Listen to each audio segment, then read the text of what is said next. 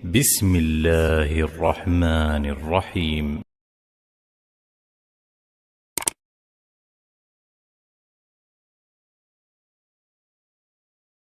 الحمد لله الذي جعل الجنة لعباده المتقين وجعل النار على الكافرين والمشركين. أشهد أن لا إله إلا الله وحده لا شريك له القوي المتين، وأشهد أن سيدنا محمدا عبده ورسوله الصادق الوعد الأمين. اللهم صل وسلم وبارك على سيدنا محمد سيد الأولين والآخرين وعلى آله وأصحابه والتابعين ومن تبعهم بإحسان إلى يوم الدين. أما بعد. Yang kita hormati dan kita cintai para habaib, para alim ulama, guru-guru agama, para muhibbin, hadirin dan hadirat rahimakumullah. Puji dan syukur selalu kita haturkan kehadirat Allah Subhanahu wa ta'ala atas limpahan nikmat yang tidak terhingga yang selalu kita terima. Dan juga salawat dan salam kepada junjungan kita Nabi besar Muhammad sallallahu alaihi wasallam dan kepada seluruh keluarga, para sahabat, zuriat dan para pengikut beliau ila yaumil qiyamah. Para muhibbin rahimakumullah, Ar-Rabi' wal Arba'un min suwaril Quran suratul Dukhan, Makiyatun wa ayatuha tis'un wa khamsun. Yang ke-44 dari surah-surah yang ada dalam Al-Quran, yaitu surat Ad-Dukhan.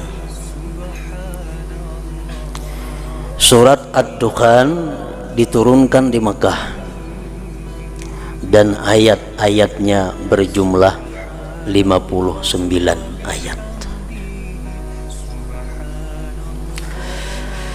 Banyak sabda Rasulullah sallallahu alaihi wasallam tentang keutamaan surat Ad-Dukhan ini. Di antaranya sabda beliau yang berbunyi, man qara'a hamim ad-dukhan fi lailatin asbaha yastaghfiru lahu sab'una alfa malak, akhrajahu Tirmidzi. Barang siapa yang membaca hamim ad-dukhan, siapa yang membaca surat ad-dukhan pada malam hari, maka memintakan ampun bagi dia 70.000 malaikat. Ini hadis dikeluarkan oleh Imam At-Tirmidzi. Satu kali kita membaca surat Ad-Dukhan di malam hari, maka 70.000 malaikat yang memintakan ampun kepada Allah terhadap dosa-dosa kita. Inilah satu di antara sekian fadilat kelebihan surat Ad-Dukhan ini. 70.000 malaikat. Kalau seikung malaikat itu sekali saja 70.000 kali. Tapi kalau seikung malaikat itu memintakan ampun kepada Allah 100 kali 70.000. Kalau kita seorang baca istighfar kada cukup waktunya dan bisa kada diterima oleh Allah Subhanahu wa ta'ala. Tapi kalau istighfar dari malaikat tentu akan diterima oleh Allah Subhanahu wa ta'ala.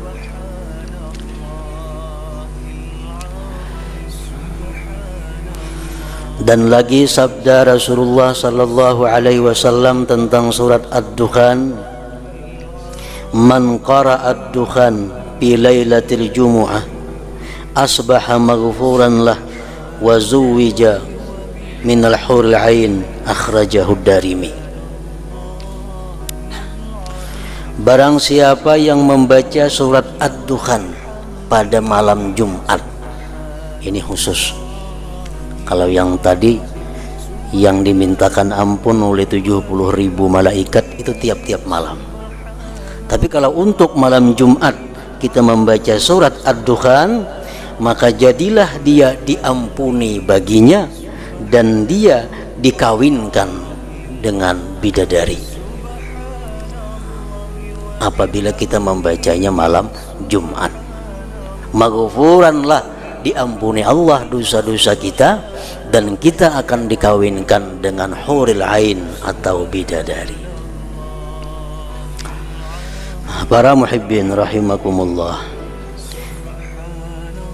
al-huril ain artinya bidadari itu adalah satu makhluk Allah yang sangat Allah banggakan dan sangat Allah agungkan. Di dalam Al-Quran pun disebutkan tentang bidadari, al-huril ain. Dan bidadari itu hanya adanya di surga. Bidadari makhluk yang diagungkan oleh Allah, kita pun wajib mengagungkannya. Setiap makhluk yang dipuji oleh Allah, kita mesti memujinya. Setiap makhluk yang dibanggakan oleh Allah, kita mesti membanggakannya. Agar jangan sampai kita memperinting sesuatu yang diagungkan oleh Allah, maka itu membawa kepada satu dosa, bahkan kepada sesuatu kekafiran. Para muhibbin rahimakumullah, sahabat Rasulullah sallallahu alaihi wasallam pernah bertanya kepada Rasulullah, min ayyi syai'in khuliqna? Wahai Rasulullah, bidadari itu terbuat dari apa? Karena sangat banyak janji-janji Allah maupun dari Rasulullah tentang bidadari. Siapa yang membuang sampah di masjid dapat bidadari. Siapa-siapa yang melakukan amar ma'ruf nahi munkar akan dikawinkan dengan bidadari. Siapa-siapa yang tahajud di malam hari akan diberikan nanti dengan bidadari. Banyak sekali tentang bidadari, sehingga sahabat menanya kepada Rasulullah, terbuat dari apa gerangan itu bidadari? Para muhibbin rahimakumullah, Rasulullah SAW menjawab yang artinya bahwa bidadari itu adalah sesuatu makhluk Allah yang terbuat dari misik kesturi, minyak harum yang sangat mahal harganya kalau ada, ditambah lagi dengan campuran ambar, minyak harum ambar, ditambah lagi dengan kafur, dan dipenuhi dengan nur cahaya. Itulah makhluk yang namanya bidadari. Dan apa kehebatan bidadari itu? Dalam beberapa hadis disebutkan bahwa andai kata satu gelang daripada gelang bidadari itu dinampakkan ke dalam dunia, niscaya redup cahaya matahari dan bulan, hanya sebuting galangnya ditampakkan. Nah, makanya dunia ini kada cukup untuk menampung galang bidadari, apalagi bidadarinya. Maka seekor bidadari mungkin ribuan buting berisi galang. Sebuting aja galangnya dikeluarkan ke dunia, matahari, bulan, bintang, pajahan semua. Dan lagi disebutkan bahwa andai kata bidadari itu baludah di laut, niscaya tawar air laut seluruh dunia. Banyu laut itu masin, karena awak bisa getalan itu. Kalau seekor bidadari beludah, sekali beludah ke laut, tawar hambar banyu laut seluruh dunia daripada kedahsatan liur atau ludahnya bidadari itu. Nah, itulah bidadari yang akan dipersiapkan oleh Allah kepada mereka-mereka yang pada malam Jumat membaca surat Ad-Dukhan ini. Para muhibbin rahimakumullah,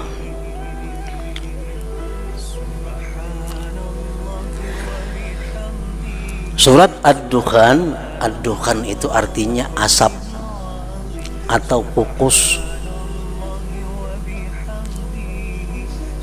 Jadi ini surat nangka 44 ngarannya surat asap. Kenapa surat yang ke-44 dalam Al-Quran ini dinamai dengan asap, dengan ad-dukhan? Karena di dalam ayat 10 ada menceritakan tentang asap. Firman Allah Subhanahu wa ta'ala dalam surat yang ke-44 ini ayat 10, "Partaqib yauma ta'tis sama bidukhanim mubin." Partaqib yauma ta'tis sama bidukhanim mubin yaghshan nasa hadza azabun alim. Artinya tunggulah, nantikanlah hari-hari yang mana pada hari itu langit mendatangkan asap yang nyata, meliputi seluruh manusia. Itu asap tadi, ini merupakan azab yang sangat pedih. Itulah asap ad-dukhan tadi. Para muhibbin rahimakumullah, sahabat Nabi pernah berkumpul, dudukan, bermuzakarah. Artinya saling mengingat-ingatkan, saling membuka masalah, saling membicarakan sesuatu masalah agama, muzakarah. Waktu sahabat Nabi sedang muzakarah itu, tiba-tiba muncul Rasulullah sallallahu alaihi wasallam. Rasulullah berkata, "Apa yang sedang kalian lakukan?" "Nahnu natadzakaru ya Rasulullah." Kami sedang muzakarah wahai Rasulullah. Kami sedang berpapandiran membahas masalah agama. Rasulullah berkata, "Apa yang kalian muzakarahkan?" "Kami memuzakarahkan tentang hari kiamat. Nazkuru yaumal qiyamah." Rasulullah bersabda, "Lan taqumas sa'ah hatta tarau qablaha 10 ayat fadzakara minha ad-dukhan." Rawahu Muslim. Rasulullah bersabda bahwa kiamat itu tidak akan terjadi sehingga kamu lihat sebelum kiamat terjadi itu 10 tanda yang besar. Nabi menyebutkan di antara tanda-tanda kiamat itu adalah ad-dukhan, asap tadi.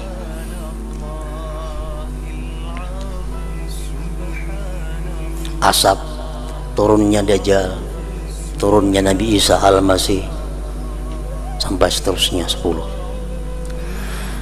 Salah seorang sahabat Nabi yang bernama Hudzaifah radhiyallahu anhu berkata, "Ya Rasulullah, wa mad-dukhan?" Apa itu yang dimaksud dengan asap yang menjelang hari kiamat itu? Fatala Rasulullah sallallahu alaihi wasallam al-ayat. Rasulullah membaca ayat tadi, "Partaqib yauma ta'tis sama bidukhanim mubin." Wa qala, dan beliau bersabda, "Dukhanu yamla'u bainal masyriq wal maghribi yamkuthu arba'ina yawman wa lailah." Itu asap turun dari langit memenuhi timur dan barat seluruh dunia artinya. Dan asap itu bertahan 40 hari, 40 malam. Ammal mu'min fayusibuhu kahayatiz zakmah wa ammal kafir fahuwa kasakrani yakhruju min manharaihi wa udhunaihi wa duburi. Rawahu sahibul Kasyaf. Orang-orang yang beriman dapatnya asap tadi salisma, pluk, asap banyak, otomatis selismaan. Itu orang-orang yang beriman. Sedangkan orang-orang yang kafir dapatnya asap tadi kasakran, seperti orang yang mabuk tilir. Keluar asap dalam diri orang kafir dari mulutnya, dari 2 lubang hidungnya, dari 2 telinganya dan duburnya. Itulah yang dimaksud Allah dengan hadza azabun alim. Itulah azab yang pedih bagi orang-orang yang kafir tadi.